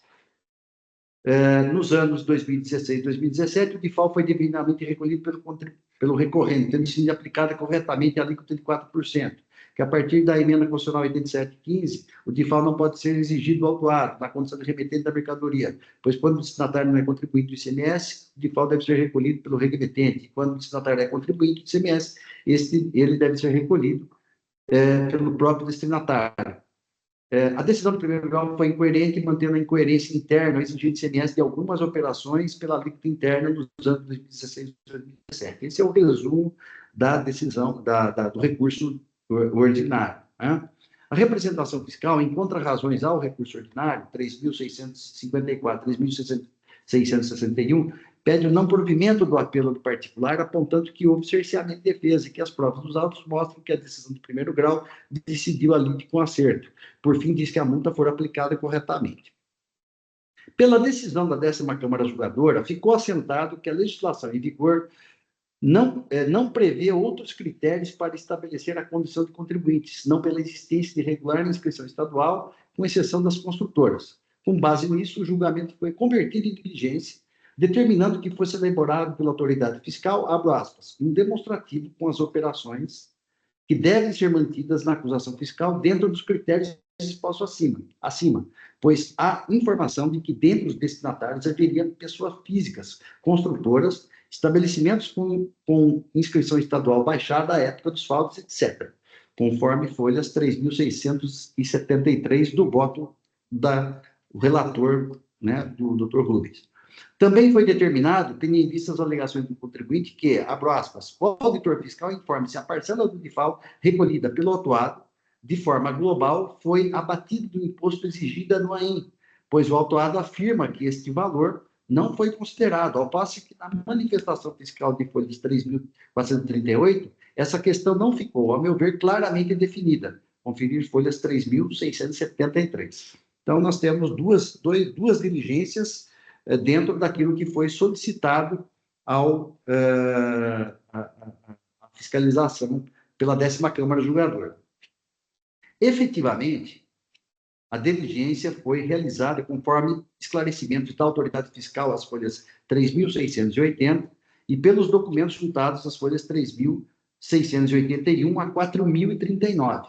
Pelo parecer da representação fiscal número tal, as folhas 4.043 a 4.050, e documentos de folhas 4.051 a 4.975, requereu o provimento parcial do recurso ordinário para que seja mantido o débito fiscal relativo a todas as empresas constantes da planilha 3.688, bem como todas as empresas constantes da planilha de folhas 3.689 e parte das empresas constantes da planilha 3.690, que possuem indicação estadual, mas que não seriam contribuintes do ICMS, conforme enumerado uma a uma no corpo do parecer. Não obstante, a representação fiscal opinou pelo não provimento do recurso de ofício nos termos do parecer de folhas 3.579 a 3.593. O contribuinte manifestou-se às folhas 4.077 a 4.081, alegando que concorda com o resultado da diligência apresentada pela planilha de folhas 3.691 a 3.692 e pede que sejam feitas as retificações. Deixa eu ver aqui, o resultado da planilha apresentada de folhas tais, pela planilha de folhas 3.691 e 3.691, e pede que sejam feitas as retificações necessárias quanto ao valor da multa que foi equivocadamente apurado. O contribuinte também se manifestou às folhas 4.084 a 4.086, apresentando resposta ao parecer número tal, pleiteando não acolhimento do pleito apresentado pela representação fiscal de restabelecimento do lançamento e pela manutenção das retificações do lançamento realizadas em diligência, porém, atentando para a necessidade de revisão do valor da multa exigida. Neste eixo, para a solução da presente controvérsia, é juridicamente relevante identificar se os destinatários são contribuintes ou não do ICMS, não só pela correta aplicação da alíquota de imposto, como também para a definição da responsabilidade pelo pagamento do DIFAL. Somente a lei poderá criar realidades jurídicas, vale dizer, somente a lei é somente pela lei que são definidos os critérios da regra matriz de incidência tributária. Pertinente invocar o princípio da legalidade estrita que rege o direito tributário. Aqui eu faço algumas considerações jurídicas a respeito do princípio da legalidade. Né? Muito bem.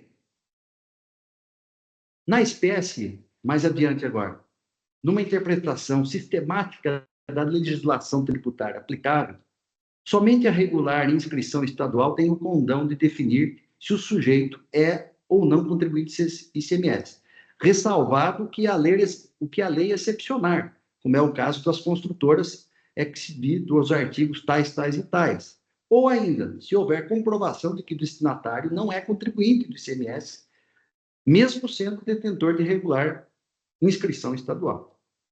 Mutatis mutandis, comungo do mesmo entendimento jurídico manifestado no voto de folhas 3.671 a 3.673, pelo ilustre juiz Rubens de Oliveira Neves, que aqui eu transcrevo o trecho, né, que é toda aquela fundamentação que o doutor Paulo aqui se referiu aqui na sua exposição aqui de sustentação oral.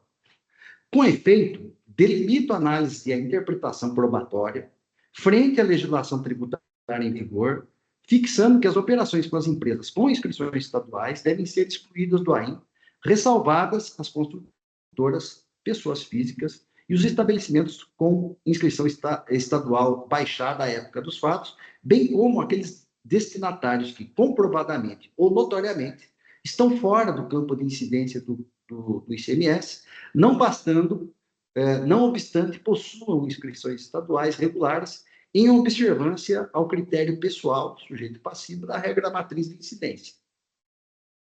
Analisando as provas acostadas às folhas 3.681 a 4.039, em retorno da diligência, sem prejuízo das demais provas que instruem este feito, se infere que a autoridade fiscal atendeu às inteiras a determinação da 10ª Câmara Julgadora, elaborando corretamente os demonstrativos de folhas 3.688 e seguintes. Destarte, acolho as planilhas apresentadas nos seguintes termos. Então, só para esclarecer, quando retornou da diligência, a fiscalização, além dos documentos juntados em novo DDF, ele apresentou 3 planilhas, né? Cada um com um grupo de situações de cada contribuinte. Nessas 3 planilhas, o contribuinte, né, concordou com todas elas, com as 3. E a representação fiscal discordou apenas da 3ª planilha, em parte, né? Então, vamos lá. Então, destarte, acolho as planilhas apresentadas nos seguintes termos. Letra A. Acolhimento integral da planilha de folha 6.688, referente aos destinatários que não possuem inscrição estadual ou que são pessoas físicas, ficando mantido o débito fiscal em relação aos mesmos. B. Acolhimento integral da planilha de folhas 3.689, referente às empresas de construção civil e que não exercem outra atividade tipicamente tributada pelo ICMS, ficando, pois, mantido o débito fiscal. E a planilha C, né, o item C aqui, a planilha acolhimento parcial, né? Agora aqui eu vou explicar o porquê que é parcial, acolhimento parcial da planilha 3.690, referente às empresas que possuem inscrição estadual ou que não são exclusivamente empresas de construção civil. Assim é que, para efeitos desse item C, acima, em relação a uma empresa impugnada pela representação fiscal, o débito deve ser excluído, além das demais não impugnadas, evidentemente. Eis que, em consonância com os fundamentos deste voto, em linhas atrás. Ora, a indigitada empresa possui inscrição estadual, mas pode explorar outras atividades econômicas que se sujeitam ao ICMS. Vejamos. No que tange ao empresário individual Marcos M. da Silva, CNPJ número tal, conferir folhas, a inscrição do CNPJ de folhas 4.071, se infere que o mesmo poderia explorar todo tipo de atividade comercial. Logo, presume-se contribuinte do ICMS por ter inscrição estadual, dado que não há outro elemento que demonstre o contrário. Para que o débito fiscal fosse mantido em relação a essa empresa, haveria necessidade de ilação probatória para comprovar que é sujeito apenas ao ISS, cujo dever e ônus incumbe ao sujeito ativo.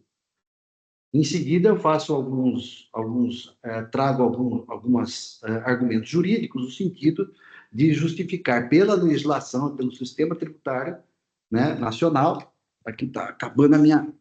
Deixa eu só colocar para carregar aqui. Agora sim. Estava acabando aqui a bateria, já está carregando. Eu faço alguns argumentos e trago alguns fundamentos para justificar o dever do fisco fazer prova de suas alegações na Constituição do Crédito Tributário, né? Portanto, é do sujeito ativo o dever de produzir provas para demonstrar a ocorrência do fato jurídico tributário ou ilícito tributário. Muito bem. Como consequência, rejeito os argumentos da representação fiscal de folhas 4.047, 4.049, itens 9 a 13, isto porque a representação fiscal traz os mesmos argumentos com critérios presuntivos não previstos na legislação que vão além do critério da inscrição estadual regular do destinatário já afastados pela 10ª Câmara Julgadora. Portanto, fica excluída a operação com a empresa indicada a Lures, bem como relativamente a outras empresas da planilha 3.690 que não foram impugnadas, artigo 20 da Lei 13.457. Entre mentes, a representação fiscal tem razão, em parte, no pleito de folhas 4.047 a 4.049. A maioria das empresas impugnadas pela representação fiscal, as folhas 4.047 e 4.049, de fato, possuem atividades, inclusive secundárias, algumas incluindo a construção civil, que não se sujeitam à incidência do ICMS. Verifico que as respectivas atividades econômicas estão inteiramente relacionadas com o ramo imobiliário e da própria construção civil, como é o caso das seguintes empresas: Beco Castelo, Casa Blanca, CRAU Empreendimentos, EPS Empreendimentos, FAA Participações, Hammer Locadora, ARA Participações e Serviços, ESA Investimentos Imobiliários, Gereissat Centros Comerciais, Laboreal Empreendimentos, Lages Shopping, Manhattan, River, Mar da Barra Administração de Bens, MDP Condomínio, MDRN Empresarial, Mileto Incorporações e Construções, Praça Uberlândia Shopping. Os documentos dos autos mostram que as atividades dessas empresas que eu acabei de falar são de construção de edifícios, obras, participações societárias, compra e venda de imóveis próprios. Eu aqui indico aqui uma resposta à consulta 17.571 de 2018, que diz que não incide ICMS desse tipo de atividade, incorporação imobiliária, aluguel de imóveis próprios, aluguel de imóveis, agenciamento de espaços para publicidade, cito aqui a lista de serviço anexa 17.06, 17.25, e agenciamento de serviços. Aqui se enquadra na lista de serviço número 10, aqui da lista de serviço. Então, todas essas empresas, elas são eminentemente prestadoras de serviços e contribuintes do ISS, né? Então, eu estou mantendo o débito em relação a essas empresas. A empresa Consebra, concessionária de rodovias centrais do Brasil, CNPJ número tal, inscrição lá do CNPJ 4056, está lá o documento, como se denota dos documentos dos autos, não se verifica qualquer atividade sujeita ao ICMS. Explico. Nos contratos de concessão de serviço público ou de exploração de obra pública, a remuneração típica do concessionário é constituída através de tarifa cobrada do usuário como contrapartida da utilização daquele serviço que lhe é prestado pelo uso da obra pública.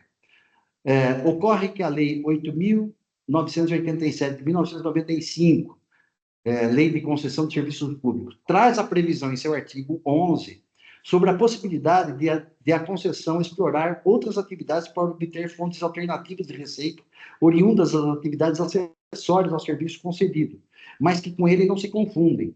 O objetivo dessas outras receitas, é desonerar a tarifa, permitindo a amortização do valor da concessão e, por consequência, da tarifa final cobrada do usuário. Assim, a exploração de outras atividades pode permitir ao concessionário ofertar uma tarifa mais módica, beneficiando o usuário. São essas as chamadas receitas alternativas complementares ou acessórias, as quais são objeto de exploração pelo concessionário com exclusividade ou não dessas outras atividades ligadas à concessão. No caso do setor de rodovias, a atividade principal é a exploração de via pública no trecho concedido, traduzida pela tarifa cobrada nas praças de pedágios. Outras atividades porém, podem estar inseridas no contrato de concessão como passíveis de exploração, como, exemplo, aluguel do espaço para colação de outdoors ou de exploração de atividades vinculadas em algum grau com a atividade principal, como postos de assistente ao usuário, hotéis instalados nas margens de rodovias e a própria exploração das faixas de domínio. No presente caso, conforme se vê do documento de folhas 4.056, esse destinatário, que é a concessão, essa Consebra, não possui atividade secundária, sendo forçoso concluir que sua atividade principal está fora do campo de incidência. Deve, portanto, ser mantido o crédito tributário em relação à Consebra. O condomínio do edifício Praça do Mar, CNPJ tal, inegavelmente não é contribuinte do ICMS. Apesar de o condomínio possuir CNPJ, não é considerado pessoa física ou jurídica perante a legislação vigente. Tendo em vista a sua natureza jurídica, não presta serviço, nem geram renda. Eventualmente, o sujeito passivo da contribuição eventualmente ele é sujeito passivo da contribuição previdenciária, do PIS/PASEP e do FGTS quando há empregado contratado, ou do ISS e da COFINS quando contrata autônomo, dentre outros. Então, também ele não pode, o débito deve ficar mantido em relação ao condomínio Praça do Mar. Para as empresas que exploram o ramo de hotelaria, Lei Complementar 116, lista anexa 9.01, a incidência do ICMS, mesmo que forneça refeições dentro do preço das diárias. São elas: Bolivar Hotéis, Chame, Hotel Village, Quino Empreendimento. Somente incidiria ICMS no caso de restaurante instalado dentro do hotel, como empresa distinta, como se vê da resposta à consulta 18571/2018, que eu trago aqui uma ementa. Em relação à Associação Adventista Norte, CNPJ tal, conforme CNPJ de folhas 4.551, consta dos autos que suas atividades são de plano de saúde, aqui temos lista anexa 4.22 e 4.23, estacionamento de veículos e atendimento de urgência em pronto-socorro. No caso de serviços hospitalares, o contribuinte não se sujeita ao ICMS, nem mesmo é obrigatória a inscrição estadual, como se vê da resposta à consulta 25.128/2022, que aqui eu transcrevo a emenda. Assim, fica mantido o débito fiscal em relação às referidas empresas, todas elas que eu mencionei, uma por uma, aqui atrás.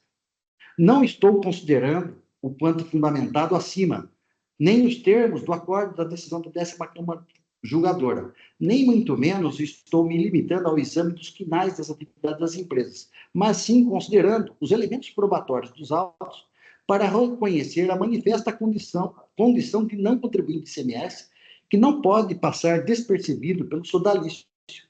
É fato público notório, é o fato público notório que independe de prova, consoante prescrição do artigo do inciso 3 do artigo 20 da Lei 13.457, in verbis. Então, eu cito aqui o artigo e transcrevo o artigo 20, inciso 3 da Lei 13.457.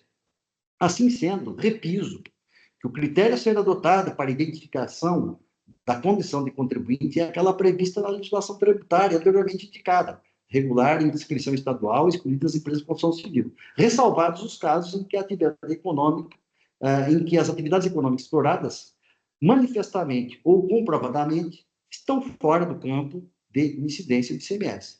Desta feita, em relação às empresas acima indicadas, o débito fica mantido.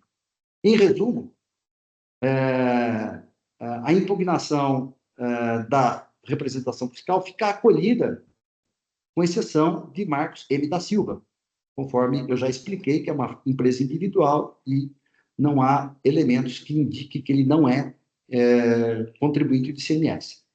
Em relação ao item 2, a fiscalização informou às folhas 3.680 que os pagamentos do DIFAL foram considerados nos seguintes termos, abro aspas, com relação ao item 2 do AIN, informamos que os valores recolhidos a título de DIFAL foram considerados, conforme decisão de primeira instância, item 53 a 57, folhas 3.482 a 3.483, e as folhas 3.556.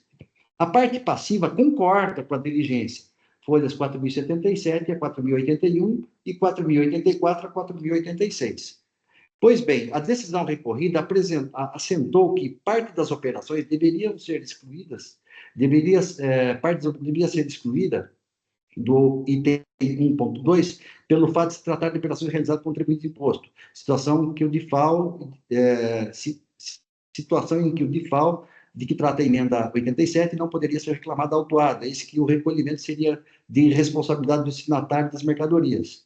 O contribuinte haver comprovado o recolhimento de DIFAL para o Estado de São Paulo. E outra alegação, se tratarem de operações com mercadorias importadas que respeitariam as condições previstas da resolução do Senado Federal 13 de 2018 relativas à aplicação da alíquota de 4%. O recorrente alega que as mercadorias foram remetidas para contribuintes do ICMS, em resumo, né? E que o DIFAL foi pago. A decisão de primeiro grau reduziu parte do item 2 e a representação fiscal concordou. A diligência fiscal, as folhas 3.086, confirmou que os pagamentos do DIFAL foram considerados. Tendo em vista que o contribuinte concordou com o resultado da diligência, folhas 4.077, 4.081 e 4.084 a 4.086, relativamente à planilha e ao novo DDF, com exceção ao recálculo da multa, é de ser mantida a decisão recorrida por seus próprios fundamentos, por-se, inclusive, dos incisos 1 e 2 do artigo 20 da Lei 13.457.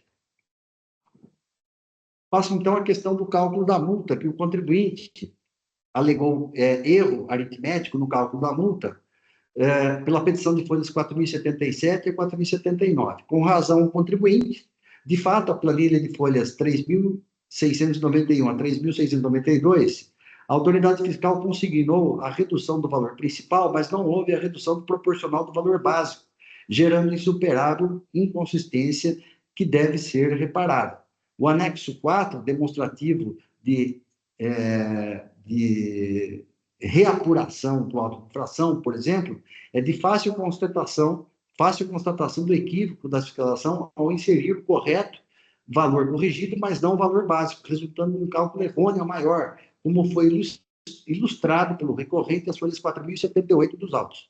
Com efeito, a norma individual concreta deve ser irrestritamente observada, razão pela qual o órgão competente de arrecadação e cobrança deverá proceder ao acertamento do valor da multa, assim como o excesso de juros, no momento oportuno, sob pena de incorrer em manifesta ilegalidade. Pelo exposto, dou provimento em parte ao apelo do particular, observando os termos deste deciso.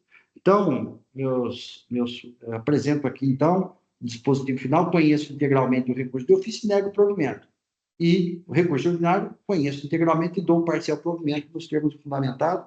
Esse é o meu voto. Desculpem aí pela extensão do voto, mas é um processo que no começo me pareceu mais simples, mas depois eu verifiquei que havia muitos detalhes e complexidades para serem analisadas e resolvidas. Então, essa é a minha proposta. O processo está em discussão.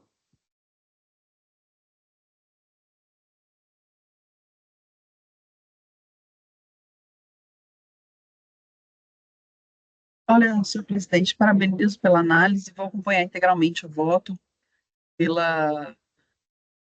acho que fez uma análise muito detalhada do caso e acredito que seja a solução mais adequada mesmo para a matéria. Acompanho integralmente. Eu está esclarecendo aqui o advogado, doutor Paulo, né? Nós não podemos, eu entendo que não é possível nós desprezarmos a regra matriz de incidência, né? Então, o critério pessoal, ele é claro, se o contribuinte, determinado contribuinte ou determinado sujeito está ou não sujeito ao ICMS. Então, essas atividades aqui, o fato público e notório, né, como é no Código do Processo Civil e como é aqui na nossa legislação processual, é independente de prova. Então, por isso que eu fiz uma análise detalhada mostrando, pelos documentos dos autos, essas empresas não estão fora do campo de incidência do ICMS, né? Mas Senhor presidente, posso só um ponto, é que assim, minha percepção é só porque a legislação prevê inscrição estadual, porque não cabe muito ao contribuinte ficar fiscalizando os outros, entendeu? Então, por isso que estabelece um critério objetivo e, assim, uma vez com inscrição estadual, bastaria. Esse é o meu entendimento sobre a legislação, para não atribuir ao contribuinte a responsabilidade de fiscalizar o que cada um vai fazer com a mercadoria que vende. Mas entendi e parabenizo pelo voto, enfim, É, muito, muito, muito detalhado. doutor Paulo, a gente tem que, assim, eu entendia, eu acho que a inscrição estadual, ela presume que é contribuinte, mas se houver elementos para identificar que não é, né, eu acho que, porque senão, existem contribuintes que nem estão obrigados, eles poderiam fazer uma inscrição só para se beneficiar dessa situação, né, e receber mercadorias com alíquota reduzida, né? Então, eu acho que tem situações que, né, é clara, né? Por exemplo, um condomínio, né? Um condomínio, tudo bem, ele tem uma inscrição estadual, mas o condomínio, ele nem, a atividade dele, ele nem pode praticar outra atividade, senão tomar conta do empreendimento, do imóvel que ele está. Né? Ele nem gera renda, né? Ele nem gera renda. Então, é notório. Para mim, claro, um dos exemplos aqui que eu dei, que é notório. Né? Por isso que eu adotei o critério do doutor Rubens, mas com uma ressalva. Né? Porque senão qualquer um vai lá se inscrever para se beneficiar, né? E nem é contribuinte de ICMS. Essa é a visão que eu tive, foi a minha preocupação aqui. Então, eu estabeleci aqui, pelo meu voto, um critério, né? Com ressalva, né? Sobre presumir o ser contribuinte ou não. Né? Perfeito, parabéns pela análise detalhada. Eu até, quando eu estive na Câmara Superior, eu fui vencido numa discussão, isso em 2016 e 2017, mais ou menos, das construtoras. Né? As construtoras tinham inscrição estadual, eu votei lá na época, justamente porque o doutor falou, olha, é irrestrito, tem inscrição estadual, presume-se que é contribuinte. Mas eu fui vencido na Câmara Superior em relação às construtoras. Né? Então, e depois, refletindo melhor, eu acho que a presunção absoluta, ela tem que ter, a gente tem que ter muito cuidado, né? Então eu só estou justificando aqui, até pela extensão do voto e pelo colega aí, pelo advogado, ele ter sido muito enfático aí nessa questão aí, né? De ter ou não ter a inscrição estadual.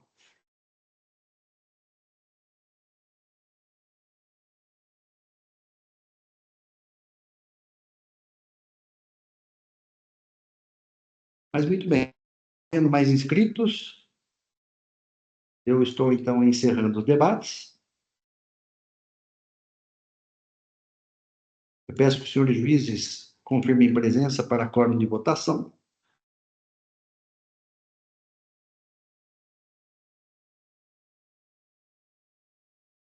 Todos confirmados. Processo em votação.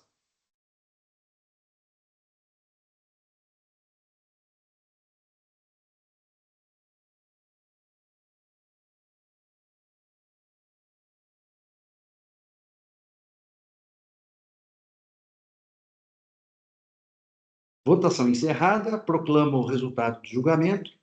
Recurso ordinário conhecido integralmente, parcialmente provido, e recurso de ofício conhecido integralmente, negado provimento à unanimidade, nos termos do voto do relator. Esse é o resultado do julgamento. Uma vez pronunciado aqui o resultado, estou, então, encerrando o julgamento deste processo. Agradeço a presença do Dr. Paulo Roberto e esperamos aí encontrá-lo em breve.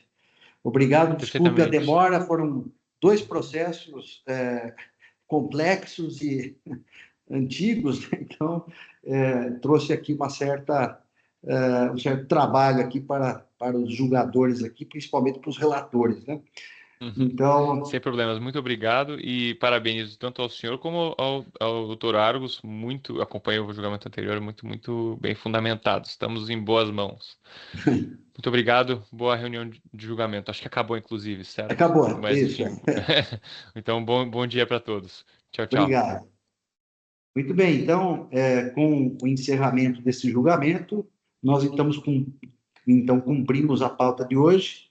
Estou declarando encerrada a sessão da segunda Câmara Julgadora.